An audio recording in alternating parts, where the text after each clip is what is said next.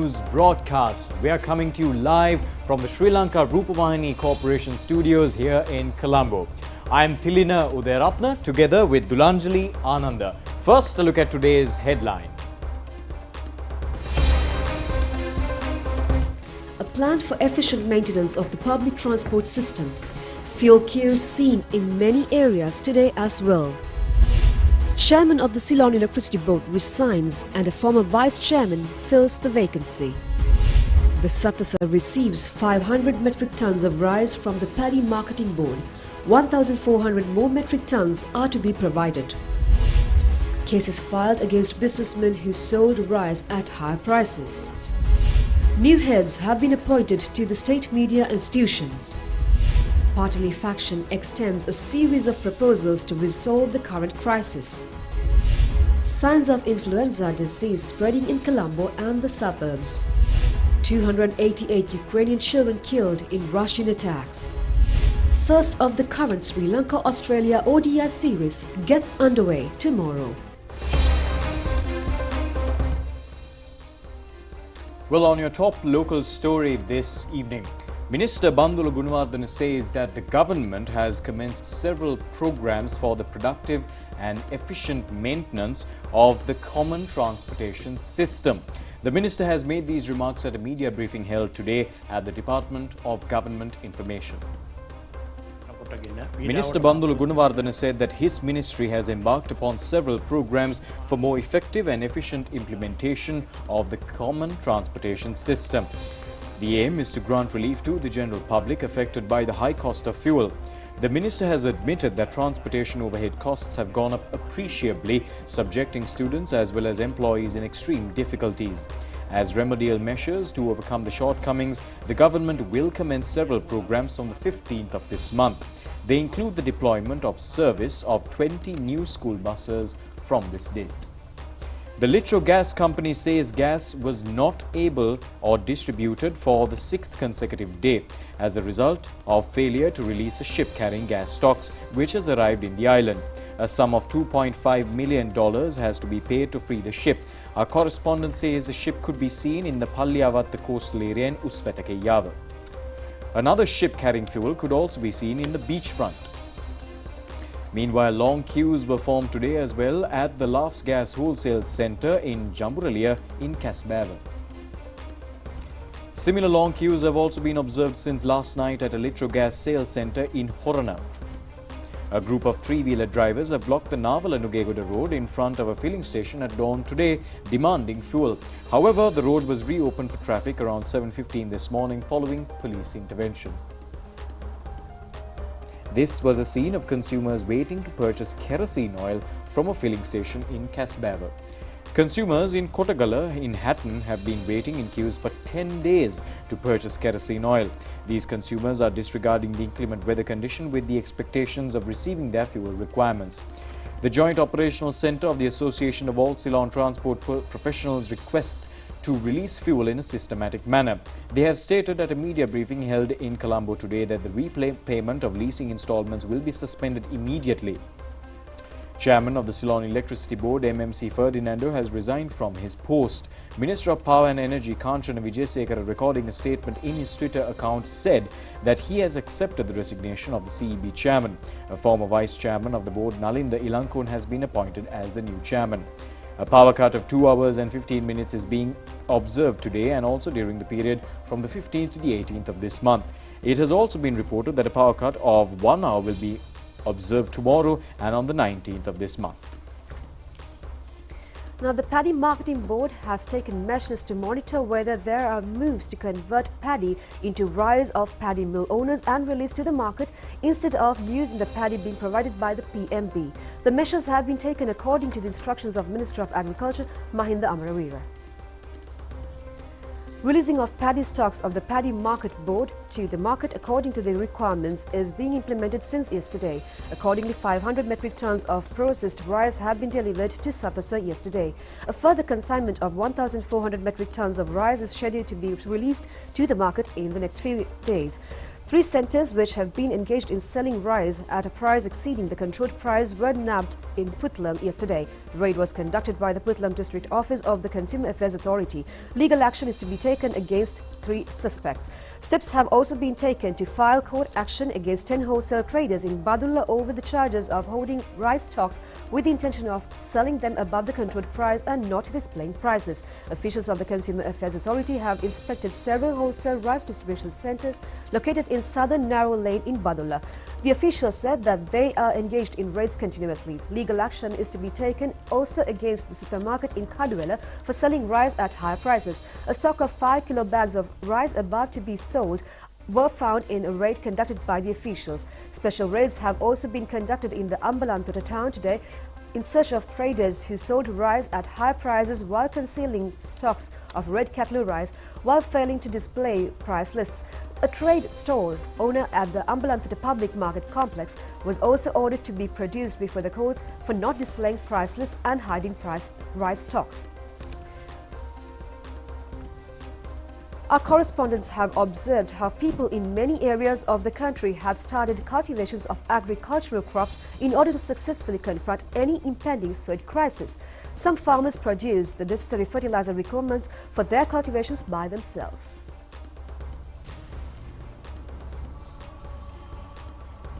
Farmer D.M. Aberaja Bandarnaika of Daragala Pathana in Valasbedda in the Alla Divisional Secretariat Division is maintaining a productive model home garden. A special feature has been that he is producing the organic and liquid fertilizer for his crops within the home garden itself. All necessary varieties of vegetables, green leaves, yams as well as fruits and crops producing spices could be seen in this plot. Mr. Aberaja says that he is earning an additional income by selling excess harvest.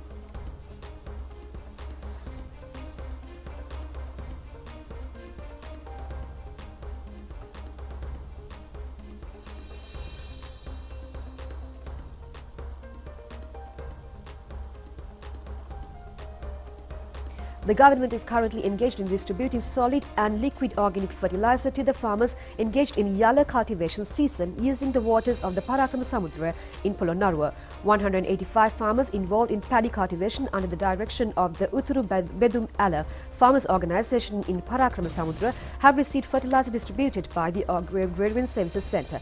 A considerable amount of solid and liquid organic fertilizer requirement in the Polonnaruwa district and adjoining areas is being manufactured at the Hataraskotua Fertilizer Manufacturing Centre. The factory points out that measures are underway to hand over to the farmers 450,000 litres of liquid organic fertilizer.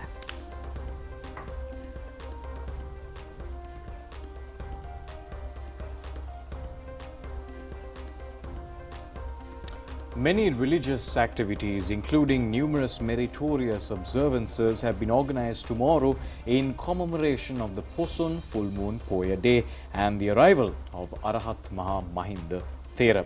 Chief incumbent of the Ruwanweli Mahasaya, Venerable Palligama Hemaratana Thera, says special religious programs will in fact be conducted at the Mahasaya.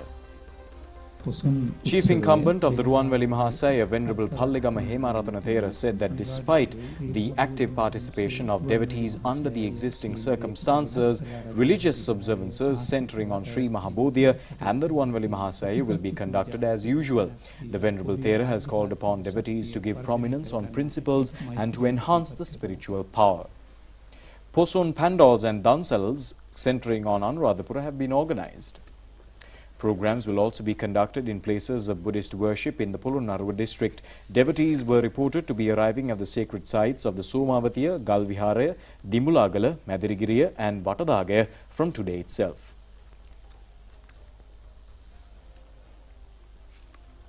Special train services are being conducted in connection with the Poson Full Moon Poya Day. The Railways Department says 9 special trains will be operating from Colombo Fort to Anuradhapura. The train, which left Colombo Fort at 9 o'clock last night to Anuradhapura, is scheduled to return to Colombo tonight. Another train, which left Colombo Fort at 3:30 p.m. today, will also return to Colombo tomorrow night. Another train, which left Colombo Fort at 4 o'clock this morning, will return to Colombo tomorrow. Another train, which left at 4:42 today, is expected to return to Colombo on the 15th of this month. and another which left for Anuradhapura at 6 p.m. today is also scheduled to return to Colombo on the 15th. The Railway Department adds that another special train is scheduled to leave for Anuradhapura from Colombo Fort at 9 p.m. today, and this train is also expected to return to Colombo on the 15th. Prime Minister Ranil Wickremesinghe engaged in a telephone conversation with U.S. Secretary of State Anthony Blinken this evening. The Prime Minister has made a clarification on the present status of the discussions with the International Monetary Fund.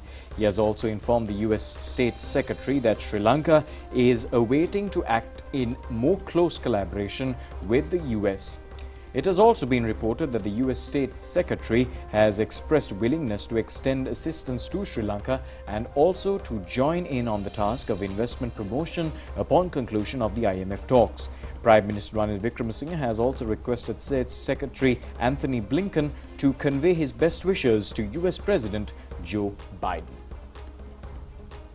In other news, United Nations FAO representative to Sri Lanka and Maldives, Mr. Vimalendra Sharan, emphasized the need to develop the marine and island fisheries sector of Sri Lanka through a wide range of cooperation globally to resolve economic crises faced by the island nation. Sri Lanka is an island nation, so the country has sort of potential for offshore fisheries and inland fisheries as well. Recently, we saw in our news items that you launched several such programs. You had discussions with Minister Douglas Devananda related to these situations and to get an understanding about the needs of the Sri Lankan fishermen. Then with the support of Norway, you launched another program. So could you elaborate more on these measures to enhance the fisheries and aquaculture sector in Sri Lanka? Yeah, sure. It's an important sector for us and also for the country because fish is the main source of protein to the Sri Lankan population. With the Norway government, we have launched a very ambitious plan in Sri Lanka looking at three components. The first is to bring the Sri Lankan legislation at par with international legislations. And why do we need that? We need it to ensure that Sri Lankan exports to the Western countries, especially EU, does not get hampered because of the legislations which are in place. So we are working on the legal side with the department. Our consultants from FAO are working on that. That's one component. But it doesn't stop there. We also understand that there's a lot of IUU which impacts Sri Lanka. So we are working with the ministry, with NARA, to ensure that proper legislations and proper methods are in place to tackle IUU. Also to make Sri Lankan fisheries adapt to the changing climate. We are also working in one component on reducing food loss and waste in the fisheries sector. So we are trying to introduce new refrigeration facility which is much better than the current ice box facility which the fishermen carry in their boats when they go out to fish. We know that from the time they fish to the time they come to shore, there is a 10, 15, 20% loss in that period itself. How do we reduce that loss? So there are these multiple programs which are in place. We are also trying to bring in about $2 million from the Korean government to work on biosecurity to ensure that Sri Lanka does not suffer on that account. We have launched with our own internal resources a program on aquaculture. Sri Lanka is it's very fortunate to have a long coastline all around, but also needs to develop aquaculture because that is the future of fisheries. Marine fisheries is hugely impacted by overfishing, is extremely impacted by climate change. So we have to understand the importance and the future of aquaculture, inland fisheries, and I think FAO will play a major role in trying to help Sri Lanka along with, say, NACDA, which is the agency responsible in developing aquaculture within the country. So we are taking fisheries at par with agriculture. It's extremely important for Sri Lanka. And you mentioned about climate change as well. Yes. Are there any projects that are related to that? We are. The Norway project has a complete component on adapting climate change, adapting Sri Lankan fisheries to changing climate. So it's a complete whole component within the project which is just dedicated to that. Yes, you mentioned about several projects, but now you are implementing these projects in a very, very important and very delicate situation in the global economy. So, are you hopeful of getting enough funding for these things? Luckily, yes. I'm thankful to the Norway government, to the Korean government for the funding made available and being made available.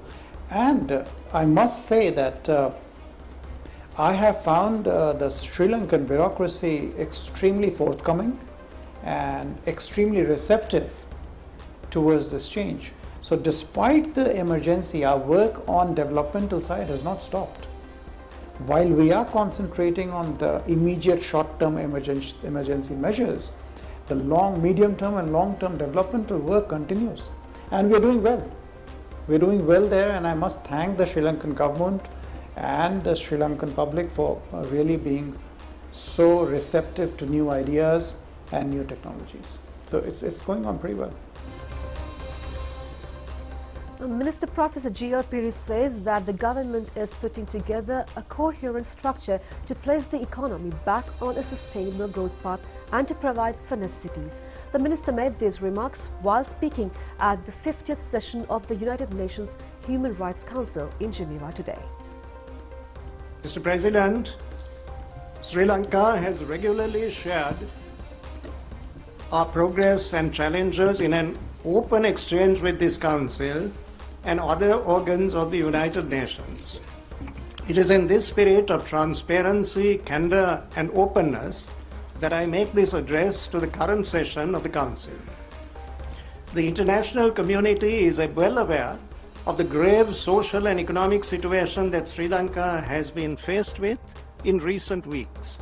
While this situation has been aggravated by ongoing global crises, including the pandemic, the focus of the protests has consisted of demands for economic relief and institutional reform. In recognition of these challenges and in moving forward in an inclusive manner, we consider it crucial to heed the aspirations of all segments of our people, in particular the country's youth. Mr. President, as a stable foundation for the future, the President and the Prime Minister of Sri Lanka have called for a consensual approach to national issues through a broad-based government. Far-reaching political changes are already taking place with the appointment of a new Prime Minister and of a new multi-party cabinet in my country.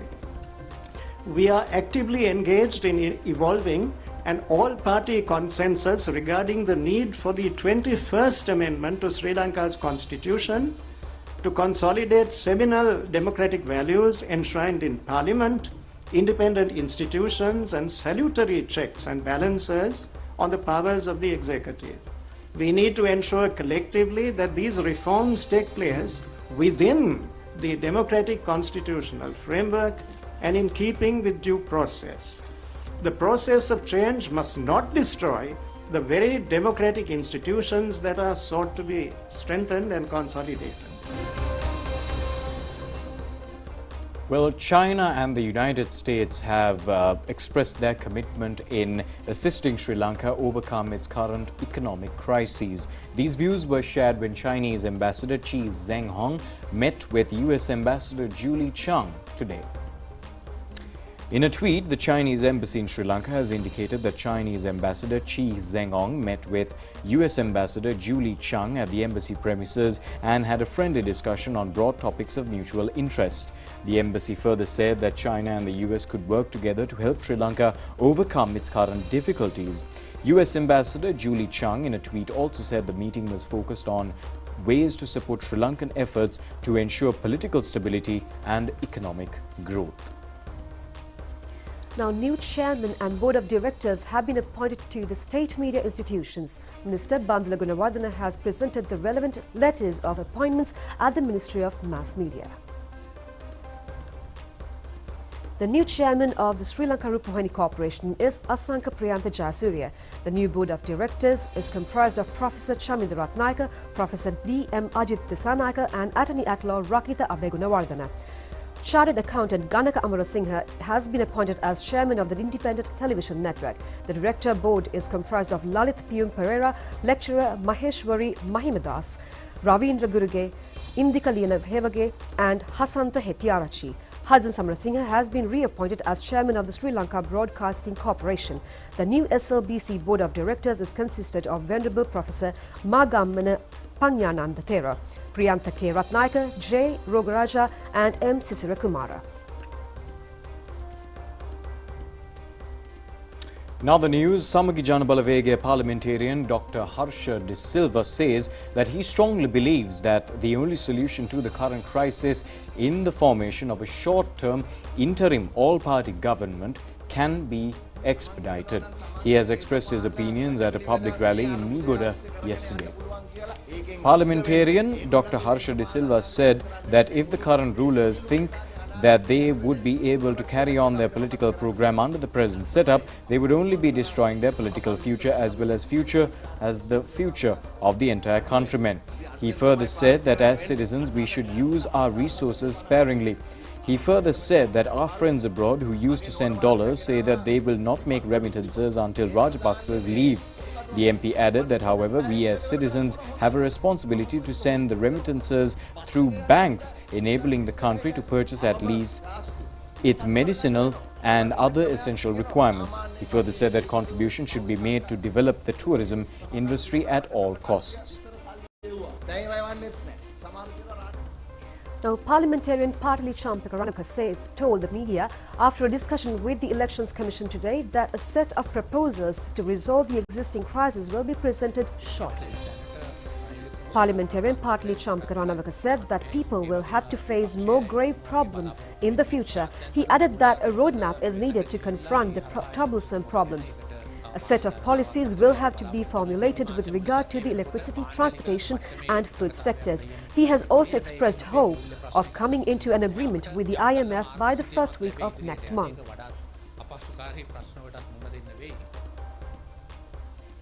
The National People's Power says that the people should be given an opportunity to elect a new government through an election in order to overcome the existing economic crisis. Leader of the NPP, Anrukumara Disanayaka, has made these remarks addressing the Colombo District Conference of the NPP. The conference was conducted at the National Youth Services Council Auditorium last evening. The theme of the event was the solution to rebuild the fallen motherland. Leader of the National People's Power parliamentarian Anurakumara Disanayaka said that political stability in the country is essential in order to come out of the problem. People should be given the opportunity to create political stability through forming a government under a new mandate. He added that then voters will give that government elected a period of 1 to 1.5 years to rebuild the country. The short-term remedies include obtaining of credit to create stability. Another solution is to prolong the repayment of debt. Another crucial factor for economic recovery is to focus more attention on the dollars being received from expatriate labor. He has pointed out other remedial measures as reactivating the tourism industry.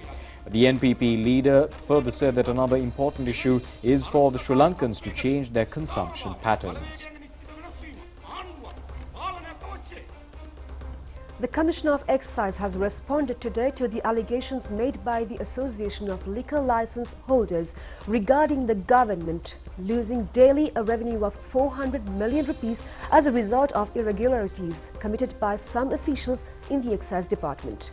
The Commissioner at a media briefing in Colombo today said that the charges against the department officials are completely false.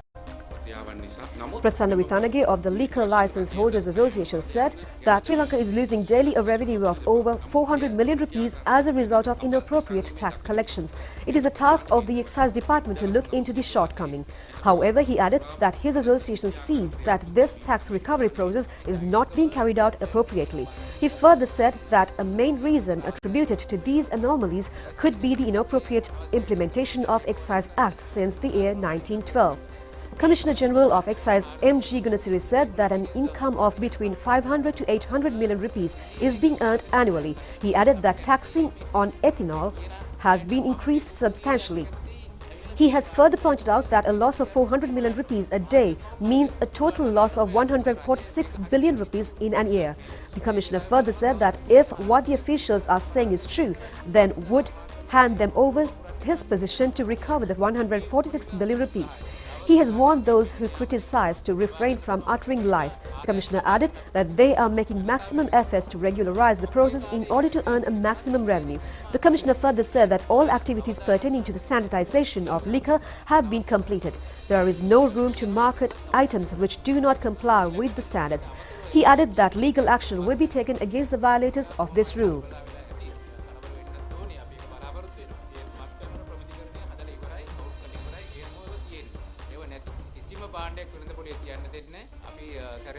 නිදර්ශක ගන්නවා මාස 3න් 3ට අරගෙන ඒව සම්පූර්ණ වෙළඳපොලෙන් අයින් කරනවා ඒ සම්බන්ධ වෙන සියලු දෙනාට එරෙහිව කටයුතු කරනවා කට්ටිය කලබල වෙන එකත් ඒකෙදිත් මම කියන සාධාරණයි කියලා මොකද මේක නවත්තන්න උපරිම උත්සාහය ගන්නවා අපි ඒවට යට වෙන්නේ කොහොමද බියර් නිෂ්පාදනයේට අපේ රටේ තියෙන අපි කැමරට ගන්න හාල් අපේ රටේ දැන් හාල් හිඟියක් තියෙනවා මේ හාල් හිඟියට ප්‍රශ්නයක් වෙලා තියෙන්නේ මේ බියර් නිෂ්පාදනයේට වී මිලදී KDB Fernando of the Liquor License Holders Association said that under the Excise Act it is prohibited to use rice in the manufacturing of beer. He added that however rice is being used in Sri Lanka in the beer production and added that the Excise Department does not look into these losses incurred by country as a result of this practice.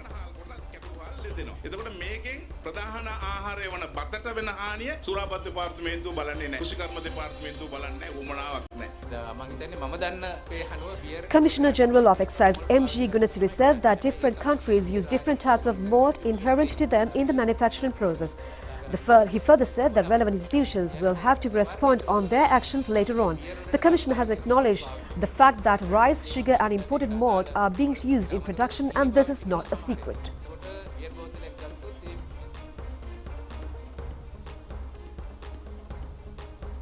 Specialist physician of the Lady Ridgeway Children's Hospital, Dr. Deepal Pereira, says that an increase in the spread of influenza among the children in Colombo and the suburbs could be observed. Specialist physician of the Lady Ridgeway Children's Hospital, Dr. Deepal Pereira, said that an increase in the spread of the disease has been observed, especially among Montessori children, and the disease symptoms could include fever, body pains, coughs, and influenza.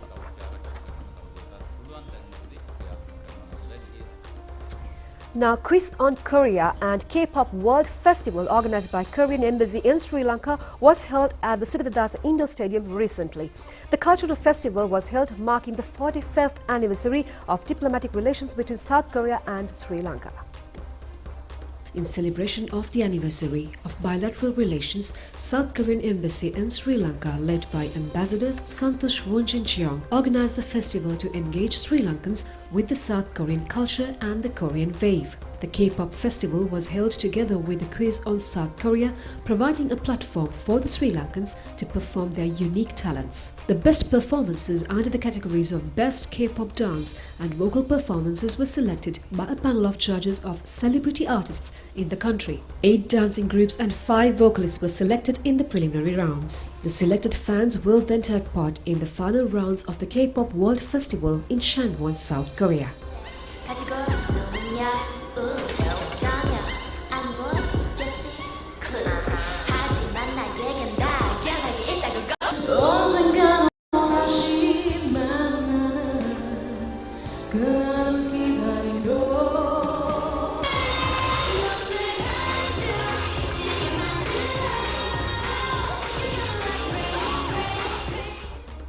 Over 100 participants competed in the Quiz on Korea. The competition is an annual South Korean television quiz program co-hosted by the Ministry of Foreign Affairs of South Korea and the KBS station. The winners will have the chance to participate the finals of the competition in South Korea. Winner of this year's competition in Sri Lanka was Fatima Latif. I know it's just actually so great that we were able to come so far itself, and it's a great honor to represent our country and go to Korea. 일단 너무 기쁘고요. 너무 영광스럽습니다. 앞으로도 열심히 하겠습니다. 최선을 다하겠습니다. Now, Minister of Public Administration Dinesh Gunawardena says that the program to grant a holiday to public servants on Friday will commence next week. He adds that attention has also been focused on to extend relief to public servants engaged in agricultural activities. Minister Dinesh Gunawardena said that public servants are compelled to bear a substantial additional expenditure for transport purposes. They will be given an opportunity to work from home. Those who are willing to engage in agriculture will be extended support. The minister further said that the government officials had been given training on how to work from home during the COVID pandemic period. That's all we have on local news. Stay tuned for international stories coming up next.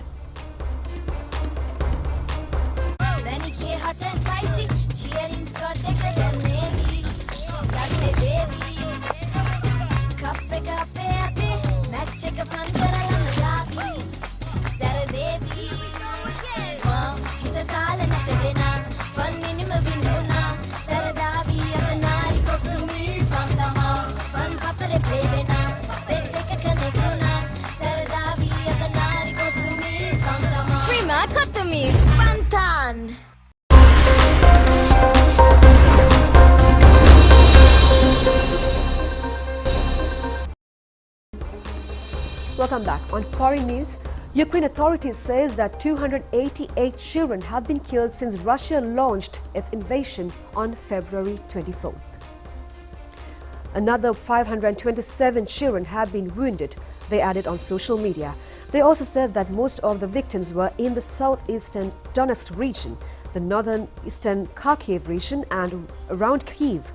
Meanwhile, the governor of Ukraine's Luhansk region says Russian forces now control 70% of the eastern city of Severodonetsk. Syria Hayadai said in the Telegram post that evacuation efforts were proving impossible due to heavy shelling. The global stockpile of nuclear weapons could soon rise again for the first time since the Cold War due to global tensions, the Stockholm International Peace Research Institute has said. The past year saw a slight reduction in the total number of nuclear warheads to an estimated 12,705 worldwide. About 90% of all nuclear weapons are held by the United States and Russia. The former British soldier has been killed fighting for Ukraine in the city of Severodonetsk, his family said on social media, and a senior Ukrainian official praised him as a true hero.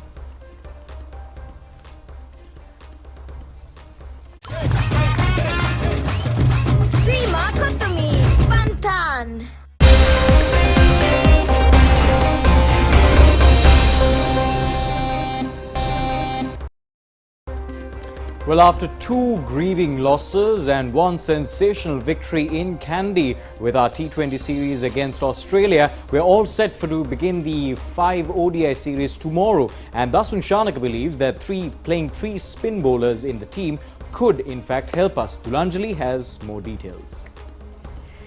Dasun Shanaka has also expressed opinion regarding the cooperation received from spectators in the matches of the tournament conducted so far. Dasun Shanaka has also expressed his views over statements published in social media regarding players. The first one-day international of the current series between the Sri Lankan and the Australian teams will be played at the Pallekele International Cricket Stadium. Members of both teams were engaged in warm-up sessions today. Up to now, 97 ODIs between the two countries have been conducted. The Australian team were the winners of 61 of these encounters. The Sri Lanka team has also won 32 matches and the remaining 4 had ended without a result. Sri Lanka and Australia had competed previously on 2 ODI fixtures at the Pallekele Stadium. The Australian team had emerged victorious in both occasions. The match will be telecast live over ChannelEye of national television from 1 o'clock tomorrow afternoon.